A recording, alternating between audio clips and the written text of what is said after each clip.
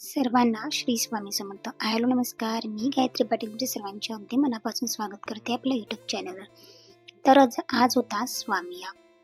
बघा, प्रपंचात अडचणी असणे मात्र खूप स्वाभाविक आहेत, पण लक्षात एक महत्त्वाची गोष्ट ठेवलीच पाहिजे. आपण सर्वांनी कटाक्षाने ही गोष्ट लक्षात ठेवून बघा, सद्गुरू परमपूज्य मोरेदादांनी आपल्या घरातील, प्रपंचातील किंवा व्यवहारातील कोणत्याही अडचणी स्वामी महाराजांना कधीच काहीच सांगितलं नाही.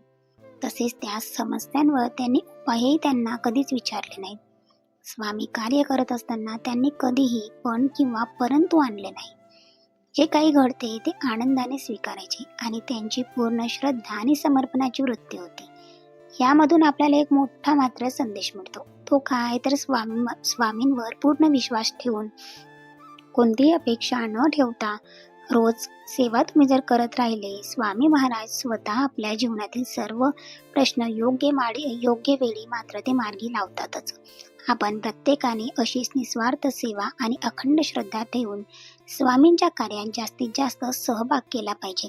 दररोज तुम्ही नित्यसेवा तरी कटाक्षाने केली पाहिजे. नियमांचं पालन केलं पाहिजे. 11 माळी स्वामीचरित्र सारामृताचे 3 अध्याय आणि श्री स्वामी समर्थ मंत्राचा 11 माळी जप, एवढं जरी तुम्ही केलं तर हळूहळू तुमचा प्रपंच छान होतो, सुखकर होईल. तुमच्या प्रपंचातील अडचणी कमी होतील आणि निश्चितच एकदा का तुम्ही नित्यसेवा करायला लागला, काही स्वामी नामाची इतकी गोड लागते का जणू हळूहळू तुमच्या सगळ्या सेवा मात्र वाढत जातील. तर सकाळी सुंदर अशी देवपूजा केली आणि आता 8 वाजले होते तरी बघा इतकं सारं ऊन आता, कारण पूर्वेकडे माझं किचनचं ओटा असल्यामुळे पूर्ण ऊन आता किचनमध्ये येते. म्हटल्यानंतर मी लगेचच आता इथे मुगाची डाळ, जी की झटपट लवकर बनते आणि घाईच्या कामामध्ये अशा भाज्या अगदी टेस्टी लागतात सुद्धा आणि बनवायला सुद्धा इझी असतात. म्हटल्यावर कुकरमध्ये जिरं मोहरीची फोडणी टाकून लसूण, कांदा, नंतर थोडंसं टोमॅटो, शेंगदाणे वगैरे टाकून छान अशी मुगाची डाळ टाकून दिली. थोडंसं पाणी ॲड केलं आणि हिरवीगार कोथिंबीर त्याच्यावर गार्निश केली. इथे मुगाची डाळ झाली, दोघांचा चहा झाला, पोळ्या वगैरे बनवून झाल्या. आज बऱ्यापैकी कामं झालेली होती, म्हणजे फरशी वगैरे सुद्धा पुसून झाली आणि मी सुद्धा तयार झाले आणि लगेच केंद्रामध्ये गेले. छान अशी साडी सुद्धा वेअर केली होती, कारण आज होता स्वामी याग. बघा, रेड कलरचा जो दोरा आहे ना, तो काल चंडी यागाला बांधलेला होता आणि आता जो बांधताय त्या मावशी, तो होता स्वामी यागाचा. हा फक्त दोरा नसून किंवा हे फक्त एक धागा नसून तर हे यज्ञ कंकण आहे. हे यज्ञ कंकण म्हणजे स्वतः आई भगवती आणि स्वामी महाराज आपलं इथून पुढे 6 महिने संरक्षण कवच म्हणून ते आपल्या सोबत असतात. ते आपलं संरक्षण करत असतात आणि ह्याच हा धागा बांधण्यासाठी दिवसभरात कित्येक सेवेकरी येतात.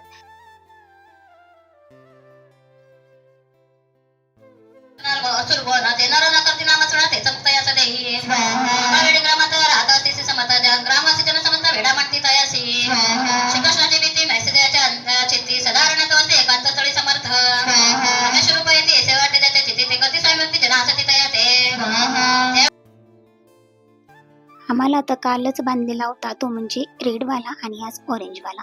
तर बघा, आज होता स्वामी याग. स्वामी यागाने श्री स्वामी समर्थ महाराजांची कृपा लाभते. ईश्वर कोपला तर गुरु राखू शकतो, पण गुरु कोपला तर ईश्वरही राखू शकत नाही. हे जे काही आपलं गुरुचरित्र ग्रंथातील वाचन आहे, याचप्रमाणे आपलं अगदी सेम आयुष्य आहे. या सेवेने पुढचे 6 महिने आपल्याला स्वतःला संरक्षण प्राप्त होते. अकाल मृत्यू फक्त स्वामीच टाळू शकतात. या सेवेचे खूप जास्त अनुभव असतात. केंद्रामध्ये केली जाणारी सामूहिक पद्धतीने प्रत्येक सेवा ही तुम्हाला इथून पुढचे 6 महिने एनर्जी देत असते, ऊर्जा प्राप्त करत असते, संरक्षण प्राप्त करत असते आणि याच व्यतिरिक्त तुमच्या लाखो समस्या मात्र त्या सोडल्या जातात. कारण तुम्हाला तिथे मागण्याची गरज पडत नाही, कारण सामूहिक सेवा म्हटली म्हणजे हजारो संख्येने लोक येतात आणि प्रत्येकाचा प्रश्न मात्र वेगळाच, कारण प्रत्येकाला प्रपंच हा आहेच. कोणीच असा नाही आहे का त्याला संसारिक प्रपंच नाही आहे. तर इतक्यात जास्त गर्दी होती. आज सुद्धा बऱ्यापैकी लेडीज आणि जेंट्स सगळे होते. म्हटल्यानंतर स्वामी याग झाला. जे काही आपण हवन करत असतो ते सुद्धा यज्ञभूमीमध्ये टाकून झालं. लगेचच आम्ही 1 वाजेपर्यंत होतो आज आणि 1ला मात्र घरी आलो आणि म्हटलं चला 1च्या नंतर जो काही वेळ मिळतो आहे सो आल्या जेवण केलं. ऑलरेडी आज सकाळी पूर्ण काम झालेलं होतं, त्याच्यामुळे काम करायचं टेन्शन नव्हतं आणि मग जो वेळ मिळाला त्याच्यामध्ये स्वामी चरित्रसार पूर्णपणे वाचून घेतलं, कारण ते माझं ऑलरेडी पारायण लावलेलं आहे. 11 माळी जप केला, कारण स्वामी या गायी म्हटल्यानंतर आपल्या गुरूंची, आपल्या महाराजांची जेवढी जास्तीत जास्त सेवा करता येईल तेवढी आजच्या दिवशी केलीच पाहिजे. छान असं स्वामीचरित्र सारामृत वाचून झालं आणि पुन्हा 3:30 पर्यंत केंद्रामध्ये पाठ होणार होता. सो त्या पाठाला सुद्धा मला जायचं होतं. म्हटल्यावर आधी स्वामीचरित्र सारामृत वाचून झालं, संध्याकाळी काय बनवायचं याचं प्रिपरेशन आधीच डोक्यात असतं. म्हटल्यावरती थोडीफार तयारी करून घ्यायची आणि लगेचच इथे आता मी केंद्रामध्ये आलेली होती.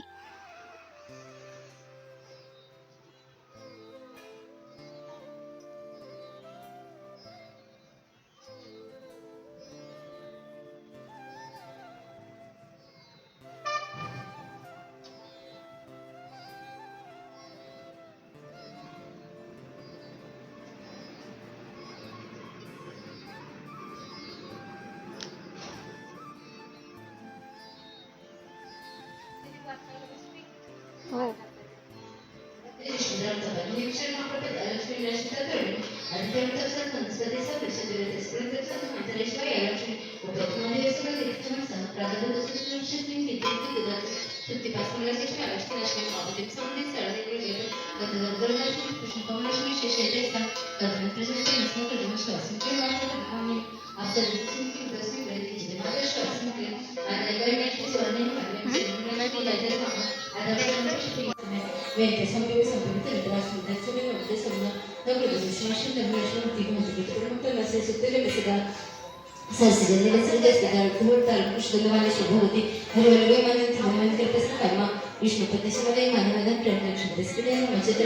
मी तुम्हाला जे दाखवलं ना, ते जे यागाचं साहित्य असतं किंवा आपण हवन करतो, हरिद्रव्य त्याला म्हणतात, ते आपण त्या ठिकाणी यज्ञभूमीमध्ये टाकत असतो.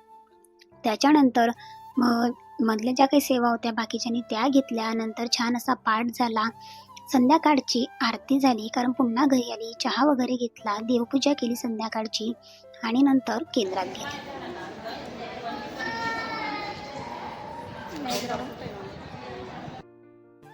आरती वगैरे झाली, इतकंच झालं आणि लगेचच विष्णू सहस्त्रनाम झालं. विष्णू सहस्त्रनाम वाचणं म्हणजे आपल्या दररोजच्या धकाधकीच्या आयुष्यामध्ये किंवा आपल्या संसारिक प्रपंचामध्ये खूप जास्त महत्त्वाचं आहे. विष्णू सहस्त्रनामाने आपल्या दिवसभरातील झालेल्या पापांपासून, चुकांपासून आपल्याला मुक्ती मिळते. मुंगी, माकोडा या छोटे मोठेच नाही तर आपल्याकडून कोणाचं ना कोणाचं मन दुखवलं गेलेलं आहे किंवा कोणाला काही बोललं गेलेलं आहे, आपल्या मनात वाईट विचार आलेले आहे, ह्यासाठी आपण ज्या काही सेवा करतो तर एखादा शब्द आपल्याकडून सुटतो, चुकीचा म्हटला जातो, यासाठी आपण विष्णू सहस्त्रनाम वाचत असतो. म्हणजेच काय, तर अगदी शॉर्टकटमध्ये सांगते की दिवसभर केलेल्या पापांना आपण पुण्यामध्ये समर्पित करण्याचा हा छोटासा एक प्रयत्न. म्हटल्यानंतर जर विष्णू सहस्त्रनाम पूर्ण तुम्हाला वाचणं शक्यच होत नसेल तर तुम्ही एक श्लोकी विष्णू सहस्त्रनाम सुद्धा तुम्ही वाचू शकता, ते सुद्धा सांगितलं गेलेलं आहे. नंतर घरी आली आणि दुपारी स्वामीचरित्र वाचलं असल्यामुळे थोडं लेटच झालं, कारण छान असं वाटतं. संध्याकाळी आरती झाल्यानंतर अजिबात इच्छा होत नाही घरी यायची. म्हटल्यावर थोडं थांबलो. 8:30 पर्यंत रात्री घरी आली. लगेचच आता इथे चेंज वगैरे केलं, फ्रेश झाली, जेणेकरून दिवसभर पूर्ण साडीमध्ये असतो किंवा गरम होतंच, ऊन बऱ्यापैकी ऊनसुद्धा तापत आहे. म्हटल्यानंतर अगदी सगळे लेडीज वगैरे सुद्धा आता खूप जास्त गरम होतं आणि एनी टाईम आपण तिथेच असतो. धावपळ सुरू आहे सध्या. म्हटल्यानंतर छान थंडगार पाण्याने हातपाय धुतले, फ्रेश झाले आणि आता स्वयंपाकाला लागले. कितीही केलं तरी स्वयंपाक मात्र करायचाच आहे. म्हटल्यानंतर मी सकाळी छान असं गरम पाण्यामध्ये राजमा जो काही होता तो भिजत टाकलेला होता. मला माहिती होतं संध्याकाळपर्यंत जर गरम पाण्यात राजमा भिजत टाकला तर छान होतो आणि अगदी 2 ते 3 शिट्या लावून घेतलेल्या होत्या. जेव्हा मी आरतीला गेली 6 वाजेला तेव्हाच लावून घेतल्या. म्हटल्यावर रात्री आल्या लगेच इथे आता त्याच कुकरमध्ये जिरा राईस लावला.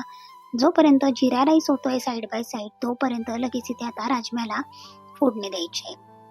जिरं, मोहरी, थोडंसं कांदा आणि टोमॅटो ऑलरेडी मी राजम्यामध्येच 2-3 शिट्या लावून घेतलेल्या होत्या. म्हटल्यानंतर टोमॅटो छान असा मॅश झालेलाच होता. लगेचच त्याच्यामध्ये थोडासा हिंग टाकला, मीठ टाकलं, मिरची पावडर टाकली, किचन किंग गरम मसाला, धणापूड, हळद हे सगळे काही गरम मसाले मिक्स करून घेतले आणि लगेचच त्याच्यामध्ये आता बनवलेला राजमा जो मी 3 ते 4 शिट्या दिलेल्या होत्या तो लावायचा होता. गरम पाण्यात भिजत घातलेला होता आणि 4 शिट्या दिल्या तेव्हा कुठे तो शिजला होता. कारण राजमा शिजण्यासाठी बराचसा वेळ लागतो म्हटल्यानंतर तुम्ही जास्त वेळ जरी त्याला भिजत ठेवलं, पण गरम पाण्यात जर तुम्ही ठेवलं आणि राजमा लावत असताना थोडंसं तूप त्यामध्ये ॲड करायचं, जेणेकरून लवकर शिट्ट्या होतात. थोडंसंच पाणी टाकलं, हिरवीगार कोथिंबीर छान अशी गार्निश केली, थोडा वेळ झाकण ठेवू दिलं. तोपर्यंत साईड बाय साईड दूधसुद्धा ठेवायचं होतं, कारण दूधसुद्धा त्याच टायमिंगला आलेलं होतं. आणि किचनमध्ये आहे म्हटल्यानंतर सगळीच कामं आवरून घेतली. याच्यानंतर किचन क्लीन करायचं होतं, भांडी वगैरे आवरायची होती, माठ भरून घ्यायचा होता, जेणेकरून उद्या पुन्हा थंड पाणी पिण्यासाठी आपण रेडी असतो आणि सकाळी या गोष्टींचं टेन्शन नसते. म्हटल्यावर मी जी कामे आहे ती संध्याकाळीच आटपते. पुन्हा उद्याचं काय शेड्यूल आहे ते विचार करायचा आणि 3 ते 4 शिट्या झाल्यावर जो काही राजमा शिजला होता, आता थोडाच वेळ शिजू दिला आणि लगेचच मी सुद्धा इथे छान असं जेवण करून घेतलं. बघा, राजमा आणि चावल मला तर आवडतो आणि आवडणार सुद्धा. तुम्ही सुद्धा अशी हलकी-फुलकी रेसिपी जेव्हा आपण घाईच्या कामात असतो किंवा असं सेवा कंटिन्यू सुरू असतात, तेव्हा तुम्ही सुद्धा या पद्धतीने जेवण करू शकता. सो आजचा ब्लॉग तुम्हाला कसा वाटला नक्की कमेंट्स करून सांगा. तुम्ही जर आपल्या चॅनलवर नवीन असाल तर चॅनलला सबस्क्राईब करा, जेणेकरून तुम्हाला असे छान-छान माझ्या डेली लाईफ अपडेट्स किंवा डेली लाईफबद्दलचे जे काही ब्लॉग्स आहेत ते तुम्हाला बघता येतील. मी दुसरं काही एक्स्ट्राचं दाखवत नाही. जे माझं दिवसभराचं रुटीन आहे त्याच पद्धतीने मी थोडं-थोडं का होईना शूट करते. कारण एकदमच सगळं शूट करायचं म्हटलं तर माझ्या सेवाही होणार नाही. म्हटल्यानंतर जेव्हा सेवेमध्ये ब्रेक असतो तेव्हाच मी या छोट्या-छोट्या क्लिप्स शूट करून घेत असते आणि तुमच्यासोबत सुद्धा ते शेअर करत असते. कारण आमचं ब्लॉगर लोकांचं आयुष्य मात्र असंच असतं, सेवाही करायच्या, कामही करायचे आणि थोडं का होईना आपण शूट करायचं. सो आता मी सुद्धा जेवण करून घ्यायचं होतं आणि लगेचच अहो आल्यानंतर अहो मात्र जेवतीलच, कारण दिवसभराची माझी धावपळ असते. म्हटल्यानंतर पुन्हा भेटेल उद्याच्या ब्लॉगमध्ये. बाय.